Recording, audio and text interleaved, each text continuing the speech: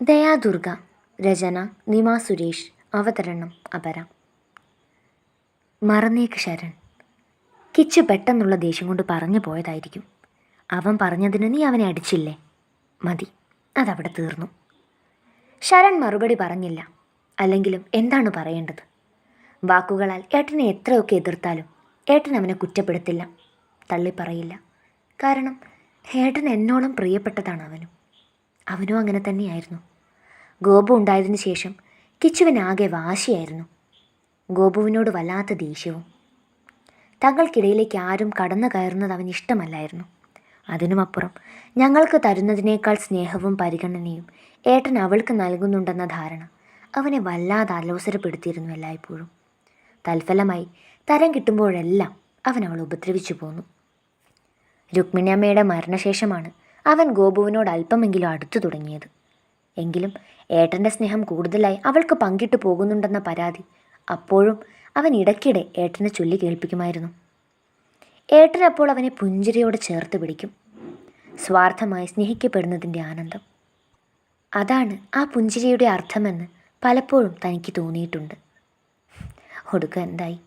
ജീവനായി സ്നേഹിച്ചവൻ തന്നെ ആ ഹൃദയത്തെ ഞെരിച്ചുടച്ചു. പുറമേ പ്രകടിപ്പിച്ചില്ലെങ്കിലും ആ നെഞ്ചകം നീറിപ്പുകയുന്നത് താൻ അറിയുന്നുണ്ട്. ഇല്ല കിച്ചോ, എൻ്റെ ഏട്ടനെ നോവിച്ചതിന് ഈ ശരൺ ഒരിക്കലും നിനക്ക് മാപ്പ് തരില്ല. ശരൺ മനസ്സാൽ ഉറപ്പിച്ചു. നീ എന്താ ആലോചിക്കുന്നത്? ഹേയ്, നത്തിങ് ഏട്ടാ.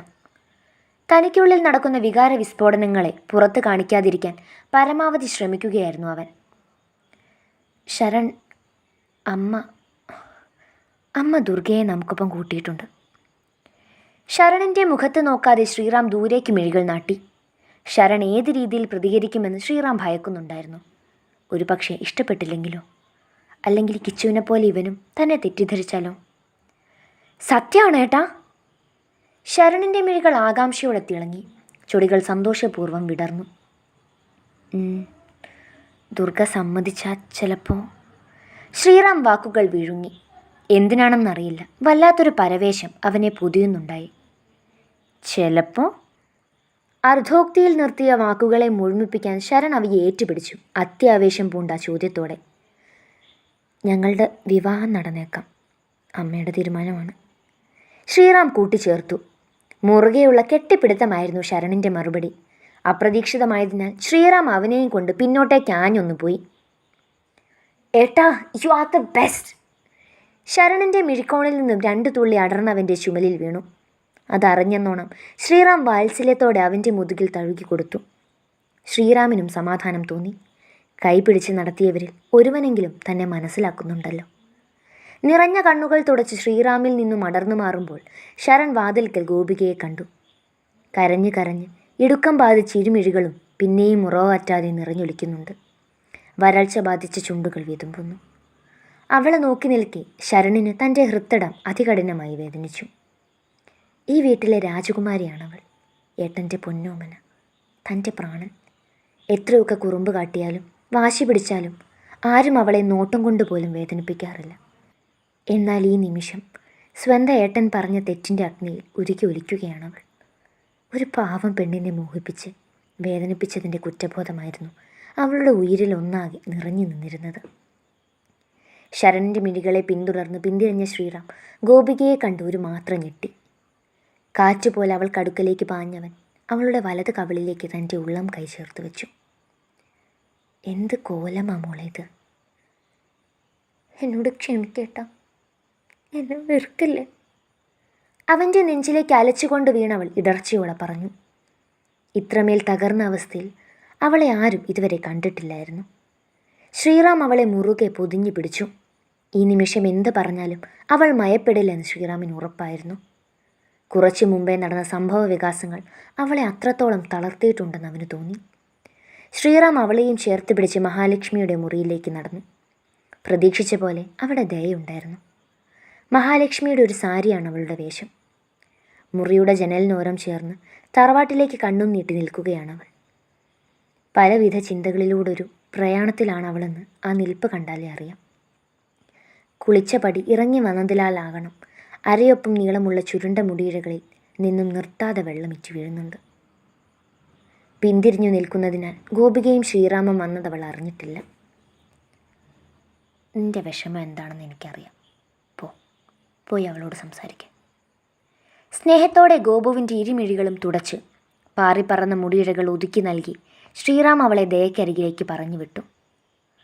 അവർക്കിരുവർക്കുമിടയിൽ താനൊരു തടസ്സമാകരുതെന്ന ഉദ്ദേശത്തോടെ അവൻ മുറിക്ക് പുറത്തേക്ക് കടന്ന് വാതിൽ വലിച്ചടച്ചു. വാതിലടഞ്ഞ ശബ്ദം കേട്ട് ദയ ഒന്ന് വിറച്ചു. ആരെന്ന് നോക്കാൻ പിന്തിരിയും മുമ്പേ അരയിലൂടെ 2 കൈകൾ ഇഴഞ്ഞവളെ ഉടലോടെ മുറുക്കിയിരുന്നു. ഒരു മാത്ര അവളുടെ ഹൃദയം നിലച്ചുപോയി. കൈകാലുകൾ തളർന്നു. സോറി. വിങ്ങലോടെയുള്ള പെൺസ്വരം കാതുകളെ തഴുകിയപ്പോഴാണ് അവൾ സ്വബോധം വീണ്ടെടുത്തത്. ആ നിമിഷം തന്നെ പുണർന്നത് രവീന്ദ്രനാണെന്ന് അവൾ തെറ്റിദ്ധരിച്ചു പോയി. അല്ല, താൻ തറവാട്ടിലല്ല. ഇവിടെ തന്നെ ദുരുപയോഗം ചെയ്യാനോ കാമ കണ്ണുകളോടെ നോക്കാനോ രവീന്ദ്രൻ എന്ന ചെന്നായിയില്ല. മനപ്പാടമാക്കാൻ ശ്രമിച്ചുകൊണ്ടിരുന്നു അവൾ. 5ാം വയസ്സിൽ തുടങ്ങിയ മനോവ്യതകൾ, പീഡനങ്ങൾ, യാതനകൾ ഇനിയും എത്രയെത്ര കാതങ്ങൾ താണ്ടിയാലാണ് അവയിൽ നിന്നും തനിക്കൊരു മോചനം ലഭിക്കുന്നത്? ചിന്തകൾക്കൊടുവിൽ ഗോപുവിൻ്റെ വിങ്ങൽ കേൾക്കെ ദയ തിടുക്കത്തോടെ അവൾക്ക് അഭിമുഖമായി നിന്ന് ആ മിഴികളിലേക്ക് ഉറ്റുനോക്കി. എന്തിനാ കരയണേ? ദയ പരിഭ്രമത്തോടെ ചോദിച്ചു. നിനക്കെന്നോട് ദേഷ്യമുണ്ടോ? എന്തിന്? അല്ല, ഏട്ടൻ നിന്നെ ശരിക്കും ഇഷ്ടമാണെന്ന് പറഞ്ഞിട്ടാണ് ഞാൻ നിന്നോട്, അല്ലാണ്ട് നിന്നെ പറ്റിക്കാനൊന്നും. ഗോപിക തേങ്ങി. ദയ അലിവോടെ ആ പെണ്ണിനെ നോക്കി. എനിക്ക് വിഷമമൊന്നുമില്ല. ഒന്നും മിണ്ടാണ്ട് നീ ഇറങ്ങിപ്പോയപ്പോഴാണ് എനിക്ക് സങ്കടമായത്. ഞാൻ കരുതി നിനക്ക് എന്നോട് ദേഷ്യം കാണുമെന്ന്. എന്തിന്? ഞാൻ കാരണമല്ലേ ഇവിടുത്തെ സാറിന് നിൻ്റെ ഏട്ടനും അങ്ങനെയൊക്കെ പറഞ്ഞത്. എല്ലാവരും ഞാൻ കാരണം തെറ്റിയില്ലേ, വേദനിച്ചില്ലേ? ദുഃഖത്താൽ കുനിഞ്ഞുപോയ ദയയുടെ മുഖം പിടിച്ചുയർത്തി ഗോപിക അവളെ നോക്കി കരുണയോടെ പുഞ്ചിരിച്ചു. ഇതെന്താ നിന്റെ കഴുത്തിൽ? രക്തം കട്ടപിടിച്ച കടും റോസ് നിറത്തിലുള്ള പാടിലൂടെ ഗോപിക വിരലോടിച്ചപ്പോൾ ദയ വേദനയോടെ എരിവ് വലിച്ചു. അത് സിത്തേട്ടൻ അടിച്ചതാ. ഗോപികയുടെ പ്രതികരണം ഏത് രീതിയിലായിരിക്കുമെന്ന ഭയമുള്ളതിനാൽ അല്പം മടിയോടെയാണ് ദയ അത് പറഞ്ഞത്. ഗോപികയുടെ കണ്ണുകൾ ചുവന്നു, മുഖം കടുത്തു. അയാളെ ഞാനിന്ന്. ക്രോധത്തോടെ മുറുമുറുത്തുകൊണ്ട് പുറത്തേക്ക് പോകാൻ തുടങ്ങിയ ഗോപികയെ ദയ വട്ടം പിടിച്ചു നിർത്തി. വേണ്ട, വഴക്കുണ്ടാകരുത്.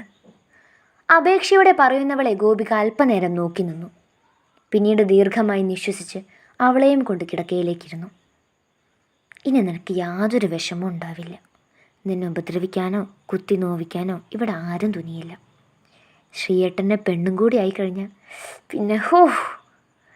ഗോപിക പുളകം കൊണ്ടപ്പോൾ ദയ ആ വാക്കുകളിൽ സ്തംഭിച്ചുപോയി. അരുതെന്ന അർത്ഥത്തിൽ ശിരസ് ഇരുവശത്തേക്കും ചലിപ്പിച്ചവൾ ഗോപികയുടെ ഉള്ളം കൈയിൽ അമർത്തിപ്പിടിച്ചു. ഹാ, മോളുണ്ടായിരുന്നു ഇവിടെ? വാതിലടഞ്ഞ് കിടക്കണ കണ്ടപ്പോൾ ഞാൻ ആകെ പേടിച്ചുപോയി. നേരത്തെ പോലെ എന്തെങ്കിലും അബദ്ധം കാണിക്കാൻ തോന്നിയാലോ എന്ന് കരുതി. മഹാലക്ഷ്മി പറഞ്ഞതിൻ്റെ പൊരുള് മനസ്സിലാകാതെ ഗോപിക മുഖം ചുളിച്ചപ്പോൾ ദയ നിസ്സഹായയായി അവരെ നോക്കി നിന്നു. ഒന്നും പറയരുതെന്ന ധ്വനി കലർന്നിരുന്നു അവളുടെ മിഴികളിൽ. മഹിയം എന്താ പറയണേ? അബദ്ധോ? എന്തബദ്ധം?